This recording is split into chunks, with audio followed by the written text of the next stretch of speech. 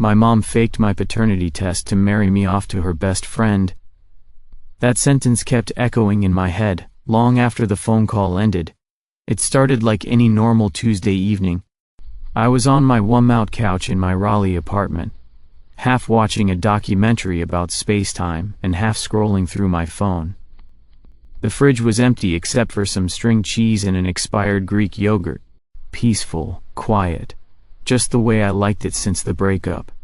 Then my phone rang. Mom. I hesitated before picking up. With Mom, calls were never just calls. They were announcements, crises, or, worst of all, plans.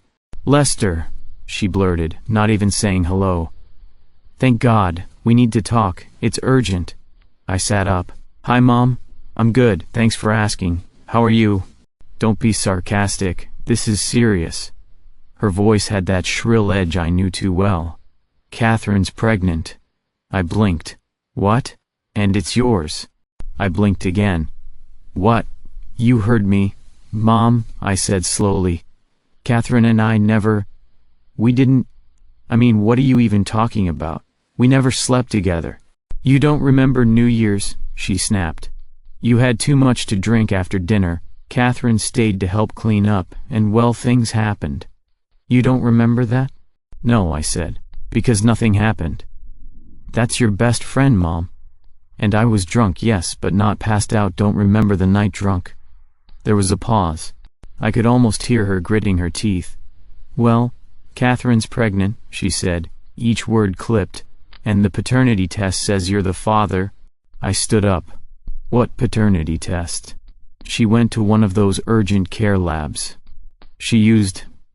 Well, she had your old toothbrush, from the guest bathroom. I gave it to her. "You what?" "It's not important how," she said quickly. "What's important is that she's carrying your child, and you need to do the right thing." "The right thing? I didn't do anything." "Lester, don't be childish. Catherine is a good woman. She's a nurse, she's steady, she owns her own home. She's 45. She's mature. She's your age. Don't be disrespectful." I paced the room, gripping the phone like it was a live grenade.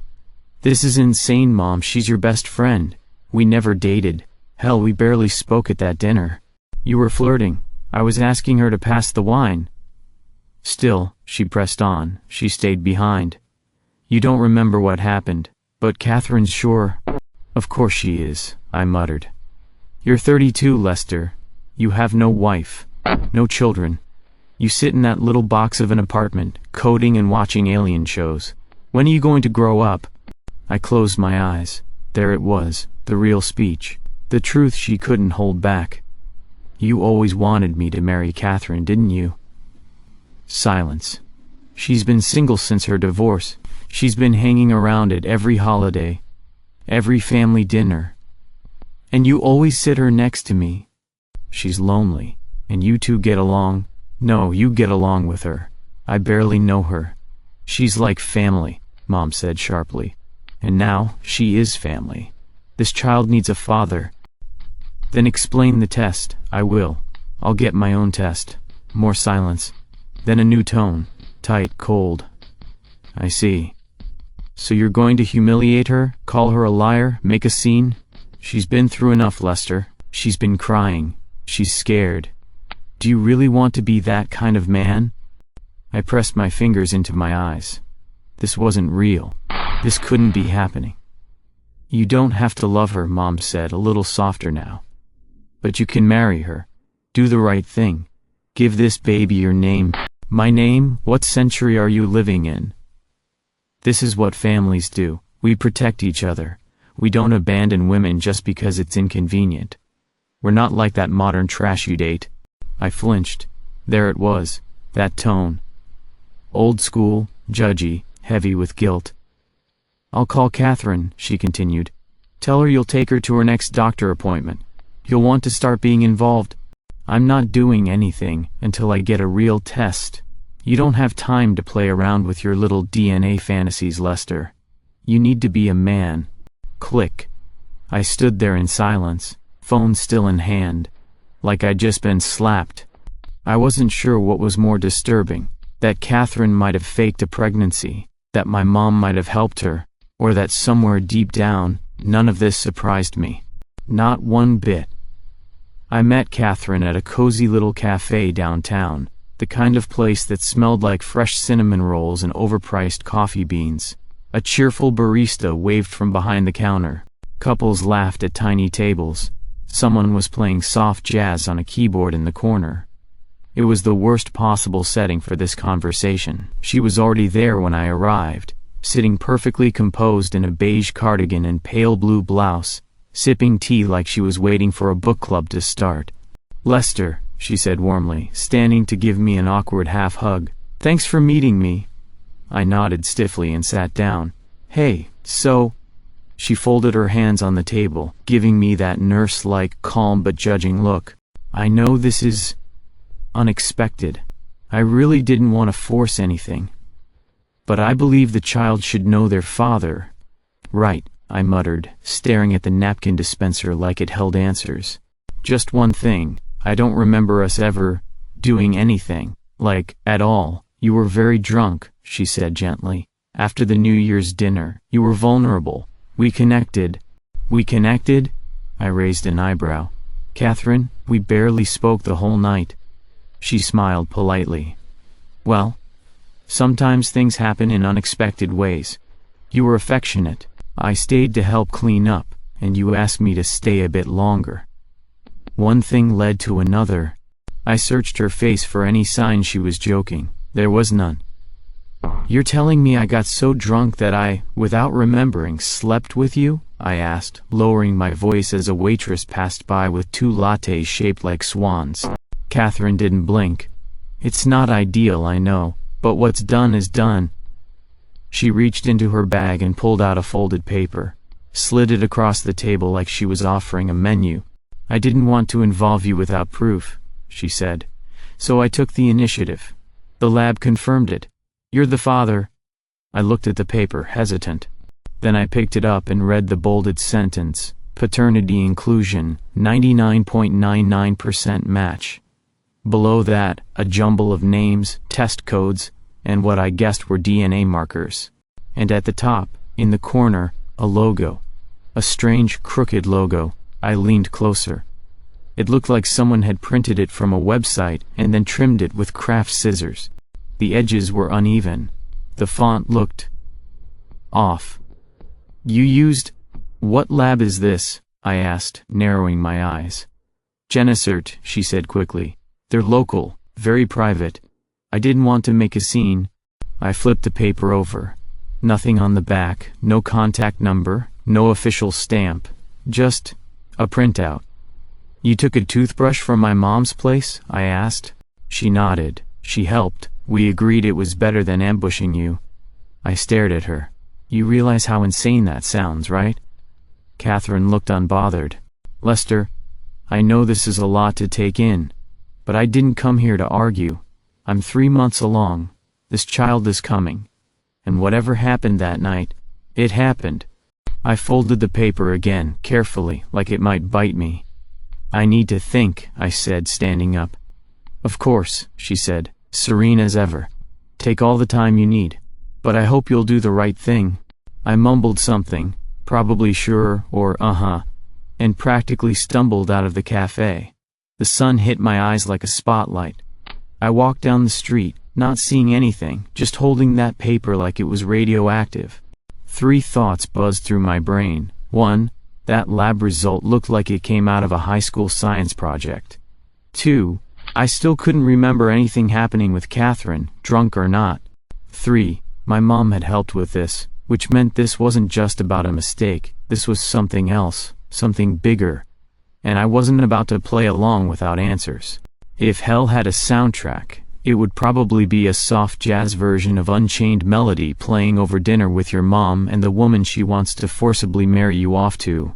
When I walked into my childhood home that night, I immediately smelled rosemary chicken, scented candles, and a strong whiff of manipulation. "Lester!" Mom called from the kitchen, poking her head out. Her lipstick was brighter than usual, and her hair was curled like she was starring in a 1950s detergent commercial. I looked around. The dining table was fully set, with the good china, cloth napkins folded into swans, and actual tapered candles burning in crystal holders. The lights were dimmed, and, yep, romantic music played faintly from the old stereo in the corner. "What is this?" I asked cautiously. "It's dinner," she said sweetly. "Just a little family celebration." I opened my mouth to ask what we were celebrating, but then I saw Catherine sitting at the table, wearing a pale pink dress and a thin, unreadable smile. "Hi, Lester," she said calmly, like this wasn't the weirdest ambush of my adult life. I sat down slowly, still in my work jeans and sneakers, trying not to look like I wanted to crawl under the table.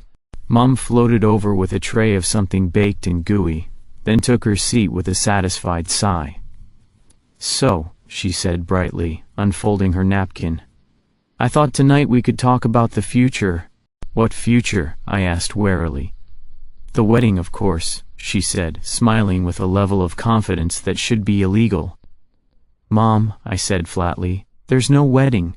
Catherine said nothing. She just sipped water like this was a perfectly normal Tuesday. Mom tisked. "Don't be dramatic. Catherine's pregnant. You're the father. We raised you better than to walk away." "Yeah, except we don't actually know that I'm the father," I said, trying to keep my voice even. She waved a hand like I was fussing over nothing. "Oh please. The test said 99 point whatever %. What more do you need? A handwritten letter from the baby?" "I need an actual lab result. From a real lab. Not some paper with a crooked logo and a sketchy font." Mom pursed her lips.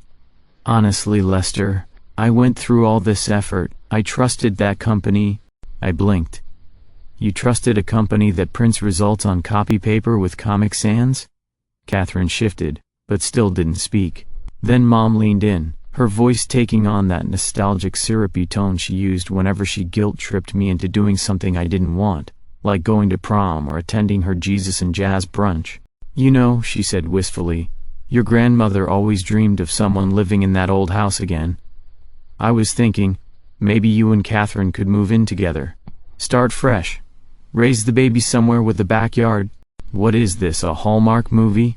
I muttered. "I'm just saying it's not too late to do the right thing. You're 32, it's time."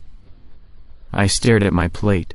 I hadn't even taken a bite. She kept going. "Just imagine it, your baby playing in the same yard you did. Me coming by with cookies, holidays together. And of course," she gave a meaningful glance to Catherine, "a proper wedding. Maybe something small in spring." "Are you hearing yourself?" I said. "You sound like a casting director for The Golden Bachelor." "I don't even like Catherine that way. She's a respectable woman," Mom snapped. "Not like those flaky girls you usually date. She has a career, benefits, a 401. She's also 15 years older than me and your best friend." Catherine finally spoke. "Age doesn't matter when it comes to raising a child. It kinda does when one of us doesn't remember conceiving said child," I shot back. Mom gave me that look, tight smile, wide eyes, sheer disappointment wrapped in pearls. "I just want what's best for you," she said softly. "I've always done everything for you." "Everything?" The candlelight flickered. My headache pulsed. I pushed back my chair. "I'm not hungry." Mom stood up. "Lester, don't be like this. You always run away when things get serious." "I'm not running away. I'm walking out. There's a difference." Catherine looked at me but said nothing. Her expression stayed blank, almost too blank. Like she was playing a part. "I'm not marrying anyone," I said. "And I'm definitely not moving into Grandma's haunted house with a woman I don't even trust." My mom's jaw clenched, but she didn't follow me. She just stood there, silent, in her apron and heels, watching me leave like I'd broken some sacred family pact. I walked outside into the night air, grateful for the quiet. My phone buzzed in my pocket. I checked it. One new text, from my friend Marcus. "Dude, something's off. Call me." I wasn't planning to run into Amy that day. In fact, I hadn't seen her in over a year. Not since our breakup. That was, in hindsight, more my fault than I cared to admit. But there she was, standing in line at the coffee shop near my office, hair pulled back in that nonsense way she always wore it when she was focused. Phone in one hand, reusable cup in the other. I almost ducked out of line. Almost. She saw me before I could escape. "Lester?" she said, tilting her head. "Hey," I said, awkward smile in full force. "Long time." "Yeah. Wow. You look—" She paused, then smirked. "Exhausted." "Thanks," I said. "It's been a weird week." We made small talk, jobs, mutual friends, awkward laughs. Then, out of nowhere I blurted, "Can I ask you something kind of insane?" Amy blinked. "Okay." We ended up sitting at a small table near the window, coffees in hand. I told her the whole thing. Catherine, the supposed drunken night, the baby, the dinner ambush, and finally the mysterious paternity test paper. When I finished, Amy stared at me for a long second. Then she laughed. Loudly. "You seriously believed a printout handed to you by your mom's best friend?" she asked between laughs. Okay, yeah. When you say it like that I sound like an idiot." "Not an idiot," she said, wiping a tear from the corner of her eye. "Just extremely gullible. Especially for a guy who works in IT." I pulled the paper out of my bag and laid it on the table between us. Amy leaned in, frowning. She pointed at the top of the page. "That logo, cropped, badly. See the pixelation? And this barcode doesn't even follow industry format. Also," she tapped the font, "no legit lab uses Times New Roman on official reports." I blinked. "Are you saying this is fake?" "I'm saying this is something someone printed at home to look like a paternity test. My lab wouldn't touch this with a 10-foot pipette." I stared at the paper like it had personally insulted me. Amy leaned back. "You need a real DNA test, from a certified lab. Preferably not one connected to your mom, her friends, or any member of the neighborhood knitting circle." She pulled a card from her wallet. "Come by tomorrow. I'll help you submit a sample anonymously. No names, no drama." "Wait, really? You do that?" She shrugged. "I may be your ex, but I still have a soft spot for truth, and for exposing ridiculous manipulations." I almost smiled. "Thanks, Amy." The next day I walked into her lab. It couldn't have been more different from my mother's overly perfumed living room. The place smelled like disinfectant and quiet authority. Cool walls, humming machines, glowing terminal screens. Everyone wore scrubs or lab coats, no jazz music, no candles. Amy met me near the reception area, clipboard in hand. "You sure about this?" she asked, leading me to a private room. "More sure than I've been about anything in the past month." The process was quick. Cheek swab, sealed container, anonymous tracking number, no identifying info. "Results in about a week," she said. "And if you get a sudden proposal from your mom in that time, run." I chuckled, then paused. "Amy, do you think they planned this? Like, my mom and Catherine, together?" Amy gave me a look. "Lester, your mom staged a candlelit dinner like she was auditioning for the Bachelorette Seniors Edition. Of course they planned it." I swallowed. "I don't know what's scarier, that Catherine faked a pregnancy, or that my mom helped. Or," Amy added, "that they both believe you're too passive to fight back." I didn't say anything. She wasn't wrong. As I left the lab, the sterile air clung to my clothes, like I'd just walked out of a cleaner, more rational universe.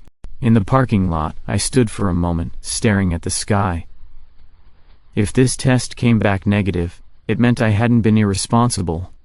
I'd been targeted, tricked, played, and if it came back positive... No. I didn't even let myself finish that thought. I got in my car and drove off, already bracing for whatever truth was coming. The text came in at 8:12 a.m. Sharp. A photo. Baby blue wallpaper. Little cartoon elephants. A white crib with a ridiculous price tag still hanging from the side. Beneath it, a message from Catherine. "What do you think? Too much blue?" I stared at the image while the coffee brewed, trying to summon a polite response. Anything that didn't scream, "Are you seriously designing a nursery for a child that might not even be mine?" Before I could type anything, a second photo popped up. A rocking chair. Then a shelf full of pastel blankets. And then, as if summoned by the awkward gods of pressure and manipulation, my phone buzzed again. A voice message. From my mother. I winced. Lester, honey, I know this is overwhelming, but Catherine needs stability right now. Have you at least talked to her about a proposal? Don't drag your feet like your father did. You're a man, not a scared little boy. Delete. Next one. I've been looking at venues. Nothing big, just family. Maybe something rustic. Catherine loves barns, you know. Delete. I hadn't even had breakfast, and I was already drowning in talk of cribs and barns, and commitments I never made. The worst part? There was still 3 days left until the real paternity test results would come in. 3 more days of pretending I wasn't spiraling. 3 more days of faking polite texts and sidestepping questions like, do you want your child to have a hyphenated last name? I needed air. I left my apartment, walked a few blocks, and found myself, somewhat intentionally, near Amy's lab. She was just coming out with her lab coat slung over her shoulder, hair up in a loose bun, coffee in hand. You stalking me now? She teased, raising an eyebrow. I bring chaos wherever I go, I said. Figured you'd appreciate the warning. She laughed. What's up? I sighed. She's texting me nursery photos. My mom's sending voice notes like she's narrating an episode of Fixer Upper Forced Wedding Edition. Amy sipped her coffee. Yikes. That's not even the worst part. I haven't even seen a real pregnancy test. Just vibes and peer pressure. She shook her head. You know what this is, right? What? A con. A messy, emotionally manipulative con with frilly baby blankets and scented candles. I chuckled. You always were good at seeing through the noise. Amy glanced at me. You know, if this thing turns out to be fake, you better not let them gaslight you into being the bigger person. That's how they get you. I nodded. I'm trying, it's just, my mom's relentless. She's like a hurricane in pearls. That's her problem, not yours. We walked together down the street. The air smelled like summer and asphalt. And for the first time in days I didn't feel like I was suffocating. Hey, Amy said suddenly, remember that awful Italian place you took me to on our first date? You mean the one with the plastic grapes on the ceiling? Yeah, I drove by it yesterday, still open, still cursed. I laughed. Maybe we should go back and exercise our past. She looked at me sideways. Maybe, if you survived the baby barn wedding ambush. We paused at the corner. She reached out and touched my arm, just briefly. You're not crazy, Lester. This is crazy. You're just the poor guy who got stuck in it. I smiled. Thanks. We parted ways, and for the first time in weeks I felt a little less alone. But as soon as I got home, the next text was waiting. Catherine again. Can we talk names soon? I really love Elliot. I closed my phone, tossed it on the counter, and stood in silence. 3 more days. The envelope felt heavier than it should. I held it in my hand like a ticking time bomb, my stomach doing somersaults. You're not the father. Those words from the lab technician's voice replayed in my head like a broken record. I had stared at the printout for a solid 10 minutes before deciding I couldn't ignore the truth any longer. The numbers were clear. The DNA didn't match.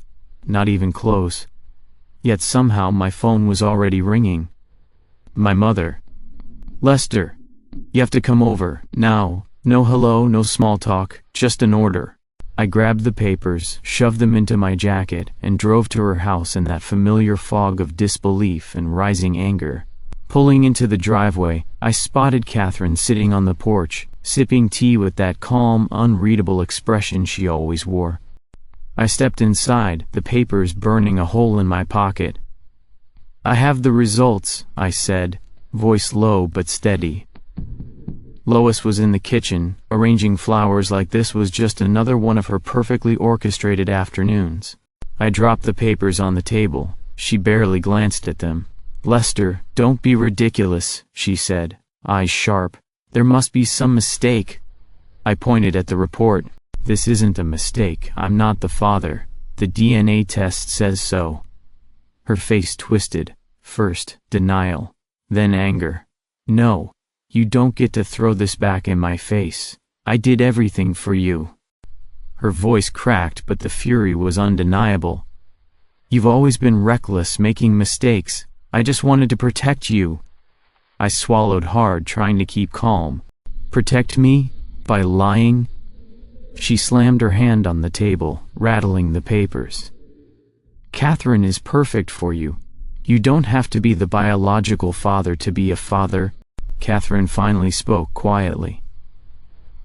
I'm sorry, Lester, she said, her voice barely above a whisper. I was scared. Scared of being alone. Lois told me you'd be a good dad, even if it wasn't your child. I looked at her, confused and hurt. So this was all a setup? She nodded slowly. Maybe. But I never wanted to hurt you. I just needed someone. I didn't say another word. I turned, grabbed my coat, and walked out. Outside, the air was heavy and cold. I couldn't believe I'd been caught in a story that wasn't mine. That wasn't real. I drove away, leaving their voices behind me, bitter, tangled, and suffocating. A couple of days after that explosive visit, my phone buzzed with an incoming call. It was Catherine. I wasn't sure if I wanted to hear her voice again, but curiosity, and some strange sense of obligation, got the better of me. Lester, she began, her tone unusually soft. I think you deserve an explanation. I braced myself. There's something I haven't told you, she said, hesitating for a moment. The real father, he's not you. I blinked, partly relieved, partly confused. Then who is he? Catherine sighed, the sound heavy with regret. A young delivery guy. We met once, one night. It was a mistake. She paused, then added quietly, I wasn't proud of it. But it happened. The silence stretched. Then came the inevitable. My mom. She insisted you'd take responsibility, that he wouldn't. I could almost hear her rolling her eyes. She said you're a good guy and wouldn't run away. I rubbed my temples. So, this was all her plan from the start? Yeah, Catherine admitted. But I'm not angry at you. Honestly, you're a good guy, just caught in someone else's mess. I let out a dry laugh. Feels like I'm an extra in a bad drama. She chuckled too, a little. Welcome to the show. For the first time, I felt something like sympathy, for her, for my mom, even for myself. Sometimes, life scripts are stranger than fiction. Packing my life into 2 suitcases was somehow more therapeutic than I expected. Maybe it was the final act in the absurd play my mom had cast me in. A play I was finally ready to walk out on. The offer came from an old friend, Jake, who'd moved to New York a couple of years ago.